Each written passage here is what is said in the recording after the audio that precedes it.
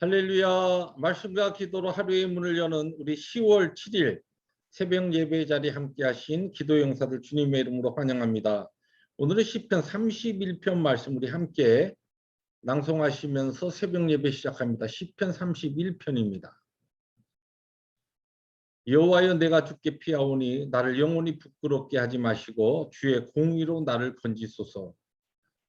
내게 귀를 기울여 속히 건지시고 내게 견고한 바위와 구원하는 산성이 되소서.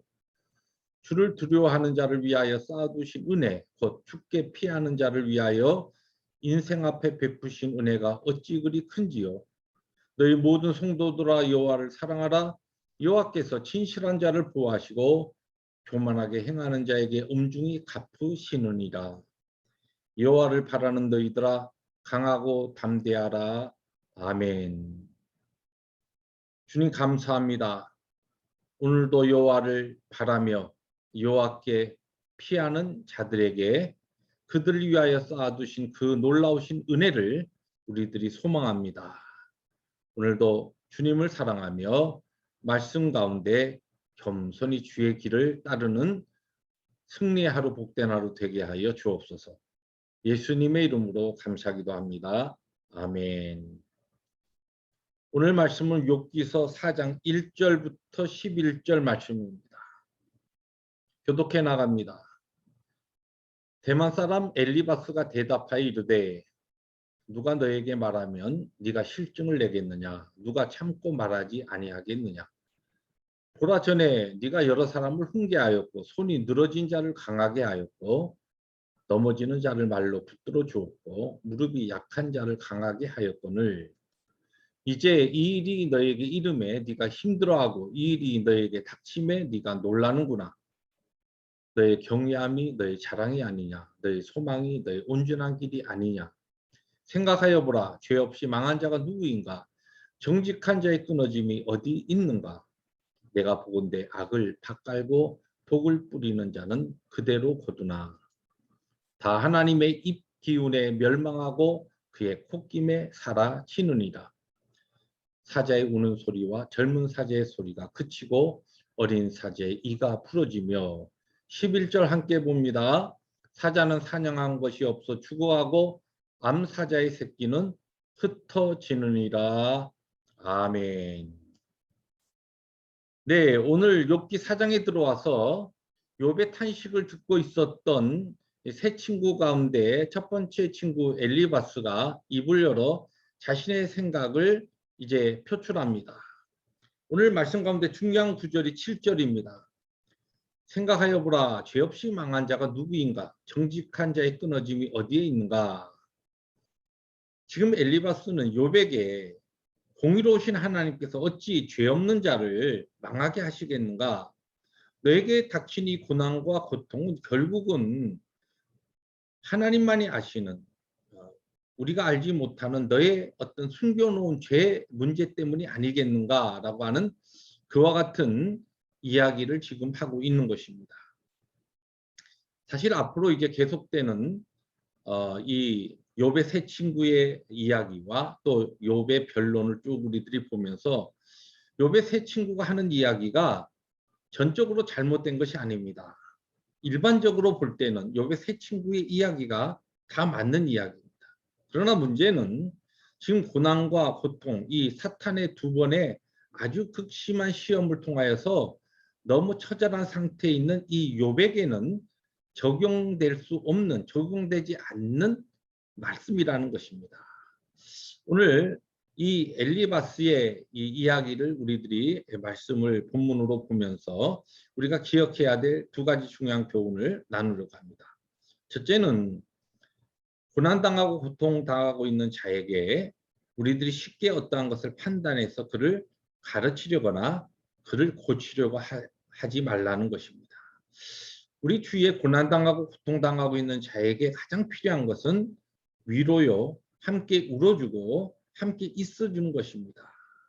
그런데 지금 친구로서 엘리바스는 욥의 상황을 보면서 아파하고 위로해주는 것이 그의 할 일이었는데 지금 자신의 생각과 경험을 가지고 욥의 문제를 가만히 나름대로 판단하면서 그가 깨달은 내용들을 지금 교훈으로 욥에게 이야기하고 있는 것입니다.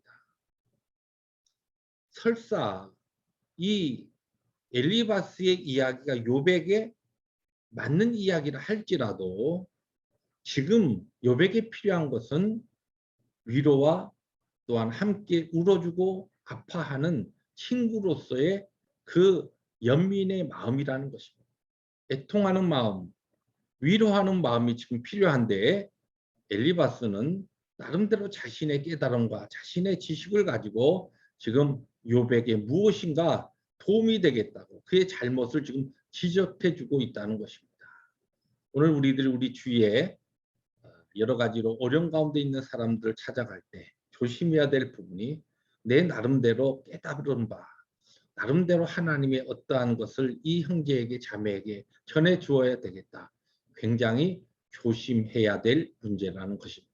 두 번째로 엘리바스의 이 교훈 중에 이것이 욥에게는 적용되지 않지만 우리가 얻을 것이 하나 있습니다. 5절입니다.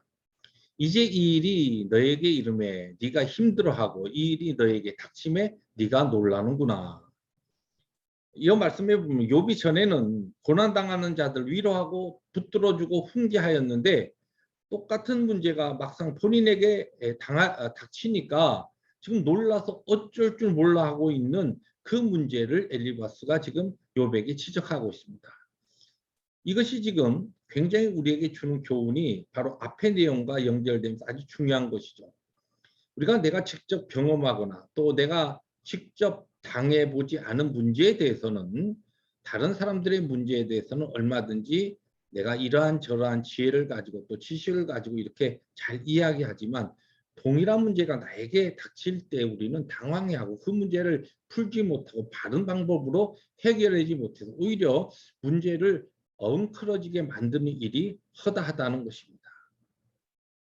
이 바둑과 장기를 즐겨 두시는 분들의 이야기를 들어보면 옆에서 장기 두는 사람 또는 바둑 두는 사람 옆에서 이렇게 지켜보면 그 수가 다 보이는데 막상 자신이 경기에 임하면 너무 쉬운 수도 잘 안 보인다는 것입니다.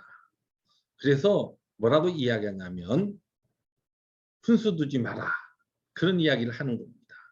이 원리가 우리의 신앙생활에도 적용될 수 있다고 생각합니다. 오늘 말씀이 바로 엘리바스가 하는 이야기가 네가 이전에는 다른 사람들의 문제는 잘 교훈하고 훈수두고 하더니 네 문제를 딱 부닥치고 나니까 네가 지금 네 문제에서는 놀라서 어쩔 줄 몰라 하는구나. 이것이 연약한 우리 인생의 모습이라는 것입니다. 그러므로 내 문제, 나의 어떠한 것에 하나님 주신 지혜를 가지고 잘 그 문제를 주님의 말씀으로 풀어나가야 하지만 다른 형제 자매의 문제는 혹시 내 나름대로 깨닫는 것이 있다 할지라도 쉽게 교훈하거나 가르치려거나 훈수 두는 일은 삼가해야 한다는 것입니다. 말씀을 정리합니다. 주님께서 주신 복된 하루를 우리들이 살아갈 때 먼저 우리 주위에 고난당하고 어려운 가운데 있는 형제 자매를 살필 수 있기를 원합니다. 그리고 그들에게 가서 우리가 할 수 있는 일은 그들과 함께 아파하고 울어주고 위로하는 것입니다. 위로하는 자를 찾으시는 주님 앞에 오늘도 우리가 위로하는 자가 되어서 위로자가 되어서 우리의 주위에 힘들고 어려운 자들을 함께 세우고 일으키는 그와 같은 사명의 하루 될 수 있기를 주님의 이름으로 축복합니다. 기도하십니다. 주님 감사합니다. 오늘 주신 말씀 아멘으로 받습니다. 그렇습니다. 말씀이 우리의 능력이 되어서 오늘도 우리의 주위에 병약한 자들, 어려움 당하고 있는 자들, 고난 당한 자들을 찾아가 위로하며 사명에 따라 함께 주님의 그 은혜를 나누는 사명의 복된 하루 되게 하여 주시옵소서. 예수님의 이름으로 감사하기도 합니다. 아멘.